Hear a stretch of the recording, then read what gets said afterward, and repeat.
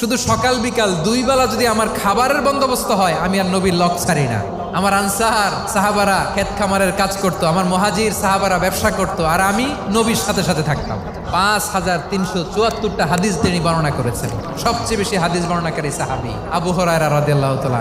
বিড়ালের বাবা কি করতেন? খালি হাদিস মুখস্থ করতেন। হাদিস প্রিজার্ভেশনের কাজে বিশ্বনবী ওনাকে কাজে লাগিয়েছেন। উনি একদিন বলেন, ইয়া রাসূলুল্লাহ আসমাউ মিনকা কাসীরান ফালা আহফাজু। নবী, অনেক কথা শুনি, আমার মনে থাকে না। বিষ্ণু বললেন, তাই তোমার চাদরটা বিছাও। আবু হুরায়রা বিছালেন। বিশ্বনবী হাত বুলায় দিলেন। এরপরে অনেক হাদিস বর্ণনা করলেন। আবু হুরায়রা বলে, তারপর থেকে বিশ্বনবী যাই বর্ণনা করে আমি শুনি আর একটাও বলি না। এখন সুবহানাল্লাহ। বিশ্বনবী ওনাকে নবীর এই যে লক্ষ হাদিস প্রিজার্ভেশনের এই দায়িত্ব দিয়েছেন সাইয়েদনা আবু হুরায়রা রাদিয়াল্লাহু তাআলা।